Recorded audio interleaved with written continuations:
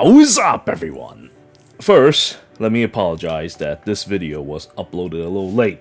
Oblivion, kinda got shadow dropped out of nowhere. But more importantly, it was because before all this, I had to wait for an update for Legend of Heroes itself, which took a little while this time. Maybe that's a good thing, because I am now going to explain some conditions about the improved English mod before we talk about installing it. Sure, yeah, I could just drop the link, but last time I made a short video about the whole thing, I still get people asking me why, I can't install the mod, why is that? Look, I even saw someone complaining on a review that a 3 minutes video for just dropping some files in a folder, which takes like, 10 seconds to do, wasn't enough for them.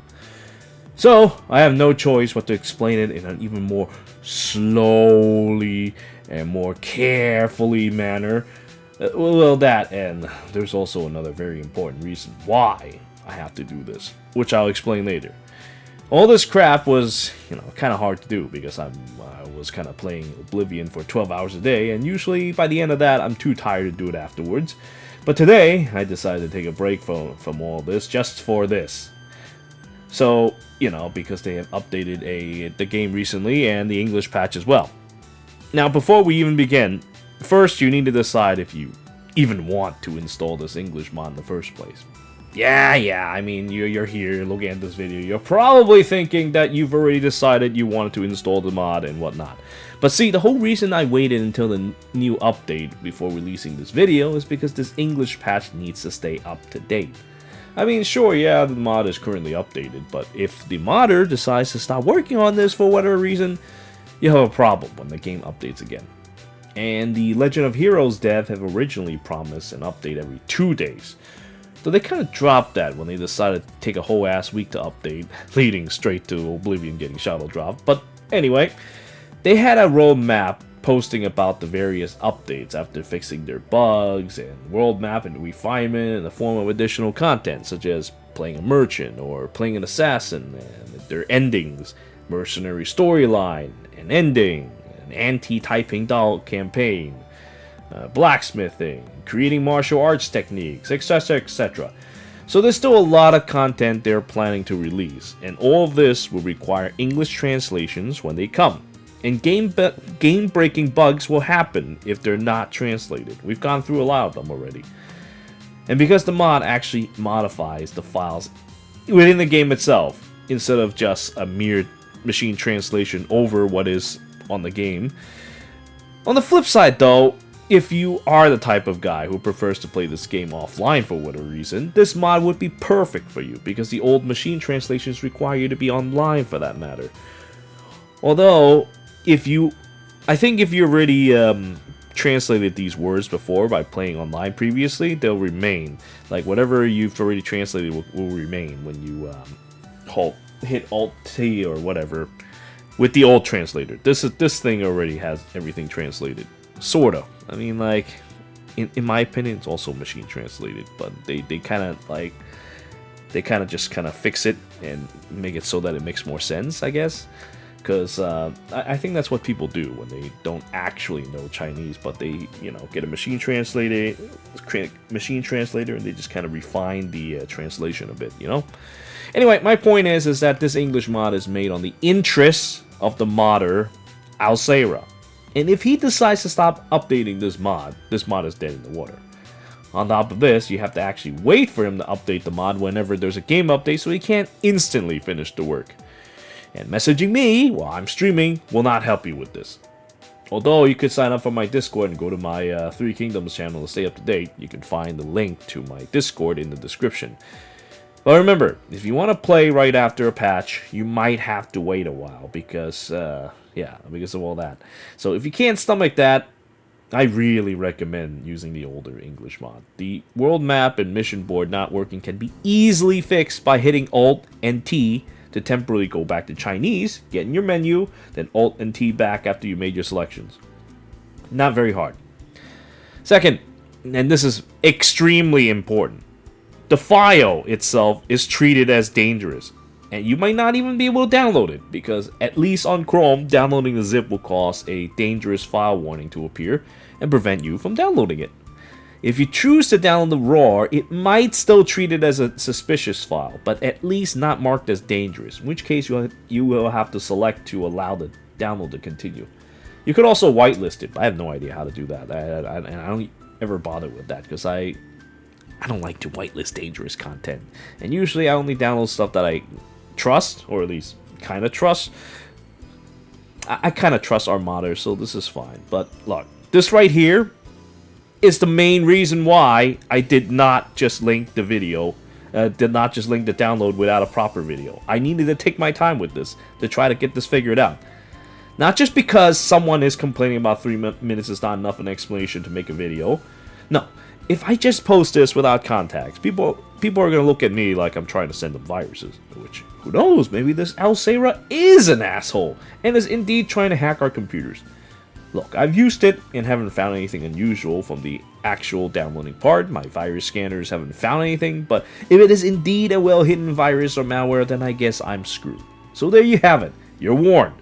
Download this mod at your own risk. If you're reasonably scared, which I completely understand, then you should just use the Old English mod. Hitting Alt-T is not a very hard thing to do.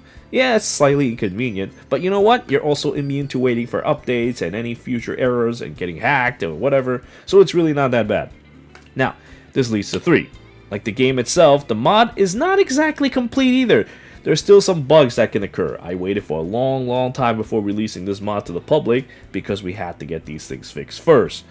And I mean like they're game-breaking bugs, like events don't work, like characters don't get relationships, shit like that. It's like when the mod was first introduced, there's like a lot of things that are broken. Villages don't work, yada yada yada. Anyway, but there still might be some bugs, and unlike the direct translation of the Old English translator I used, this mod will affect the game files directly, so it changes things internally. If you're planning to use this mod and run into issues, you're encouraged to come to my Discord and go to the 3 Kingdoms channel to report these errors. Make sure to contact Alseyra though, as he's the actual modder, not me or anyone else. I just play games, and I'm just being used to spread the mod around. I don't mod or anything like that because I prefer playing games. So, again, download the mod at your own risk. I cannot emphasize this enough. Right, one last thing.